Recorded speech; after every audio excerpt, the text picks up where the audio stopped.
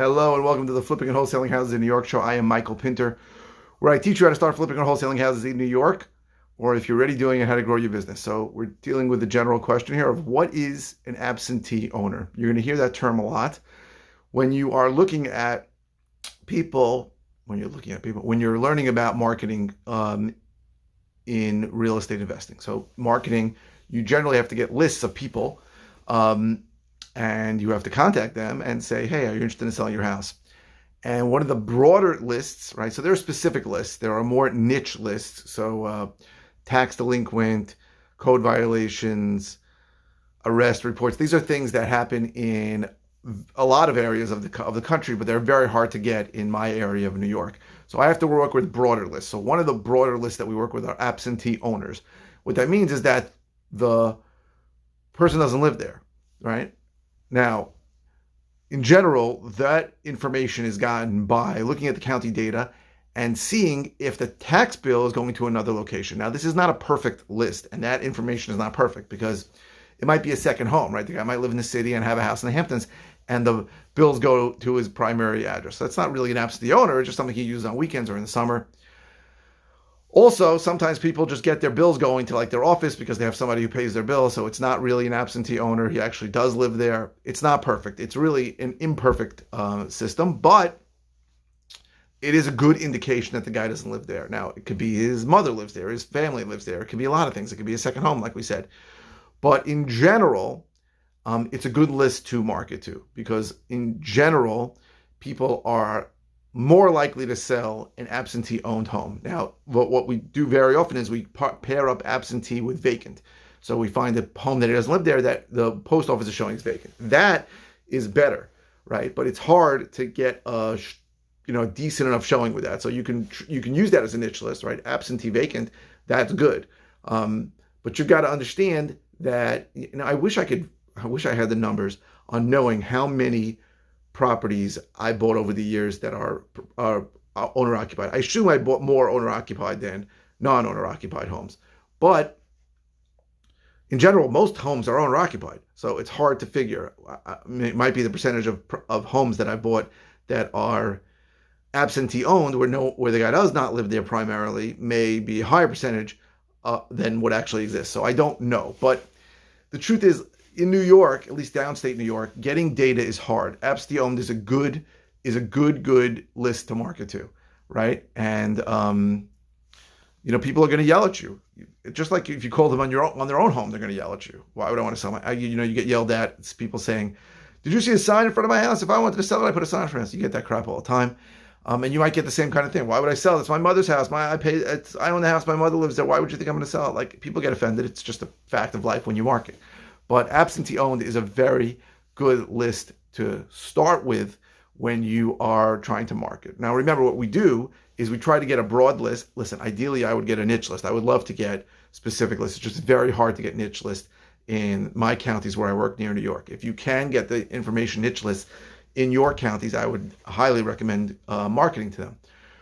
So in general, I get a broad list. So let's say absentee owned. Maybe I'll try to throw vacant on there, see if enough shows up. I try to work with lists of at least 10,000, sometimes as big as 25,000. And you work with broad lists and you try to narrow it down. Ideally, you can narrow it down in different ways. So I'll try to go with older, right? Because most people I buy properties from are older. I'll try and skew properties that people have owned a very long time. That is a bigger indication that they're going to sell. If somebody just bought a house, it's unlikely they're going to sell right away. And I might look for economic distress. I might look for other things, but you want to start with a broad list. So absentee owned is a good place to start. And it is, in general, it's a good place to start, even though people are still going to tell you to F off and go to hell. So I have 6 more minutes to talk, and I don't know what the hell I'm going to say. So I'm going to try and figure out so I'm going to go through more marketing. Let's talk about more marketing, how we market to these lists, what happens, what's the process. So we take a bigger list, right? Let's say a list of 10,000, and the easiest, cheapest way to contact them is by phone or by text, right? Phone calls and texts are free, right? Everybody has unlimited data. If you don't, you should. And you can use a Google Voice number, and you can call or text them, right? I advise against using your cell phone number because some people are nuts. I've had people who, went bananas on me. So if they don't have your cell phone, it's a little easier. Using a Google Voice number. Now, for texting, I use Launch Control, which is a texting software which makes life a lot easier and is very good at sort of staying ahead of the carriers. Texting, in my opinion, may not be around in a couple of years because as the great Jason Lewis said, for years the government was trying to protect innocent people from being marketed to via text, and the government is horrible at solving problems. But now the carriers are getting involved, and private industry is very good at solving problems, and the carriers are getting ahead of it. So, for example, some of the top texting software one of them comes to mind, they cannot text anybody with a Verizon number. Now in certain parts of the country, that is very restrictive. So it's good to stay with a company that tries to stay ahead of the carriers, because that is going to be a cat and mouse game that may go on forever. I almost hope it goes on forever, because at some point I think it may just admit that that defeat. And you're reaching out with them basically saying, hey, are you interested in selling a house? That's it. Or on my text, I actually say, are you affiliated with the house? Do you know about this house? And then if they say yes, then I say, are you interested in selling? With a call, I use cold callers. I call and say, in essence, would you be open to hearing an offer on the house? And a vast majority of the people you're going to call, let's take it even further, a step back. You're going to get this list. This list that you're going to get is going to be almost always names and addresses. You're going to need to skip trace that list. So use a reliable skip trace provider. Do not use a guy on Fiverr, or do not use DataZap. And you're going to get phone numbers. Most of those numbers are going to be wrong, right? I want to tell you off the bat, right? So I get up to 3 numbers per name, and all 3 numbers are never right, right? In general, if I get 1 right number, I'm happy. So that means if I'm at a 33% chance, 30% correct, great, I'd be thrilled. And it's nowhere near that. So most numbers are going to be wrong. Most of the people you call and the numbers are right are not going to be interested in selling. Most of the people who are going to be interested in selling are not going to be interested in selling to an investor. Most of the people who will be interested in selling to an investor are not going to sell to you. So you've got to understand, I tell new people that are starting in this, that whether you start with a list of 10,000 and you skip trace it, that list should last you somewhere between 4 and 6 months, depending on how often you call it or hit it. And hopefully you'll get a few leads and one deal, right? In 6 to 8 months. That's what I'm hoping for. So that's, you're going to have 20, 30,000 phone numbers, one deal.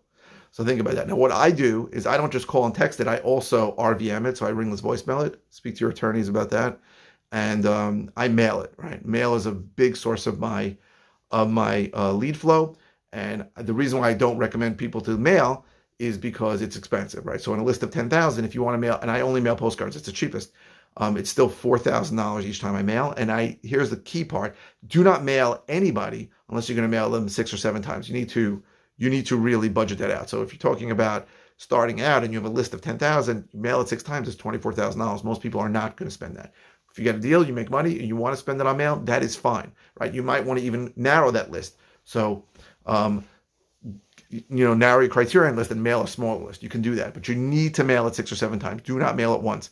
I made that mistake. Most people make that same mistake. They mail once, they don't get a deal, and they say mail doesn't work. That is, if I've heard that 1,000 times, I probably heard it more than 1,000 times. I mailed the list, it didn't work. If you mail once, it is almost like flushing money down the toilet. Now, sometimes you'll get lucky. It's possible, but I would highly recommend not doing that. So I mail that list. That's how I hit the list. I believe that when I get a target, I want to hit it in 4 different ways. Now, there are people who analyze and say, "Oh, I don't want to RVM. I don't want to call. I don't want to." That's fine. But I believe that every single prospect has a preferred method of communication. That might be mail. It might be RVM. It might be just getting a voicemail. It might be somebody calling them, and it might be a text. That's how I feel. People feel differently. There are other thoughts on it. But I'm happy to help you if you have any marketing questions. I hope this was helpful in explaining what an absentee owner is. I know I got off track because I ran out of stuff to say, and that happens to me a lot. So if you're going to watch this channel, be used to it. I'm going to try to provide value even when I run out of things to say about the title topic. If you're interested in a few ways that I can help you, go to howtoflipnewyork.com. If you're interested in my course that teaches how to do this, go to howtoflipnewyorkcourse.com. If you are interested in coaching from me, go to coaching.howtoflipnewyork.com.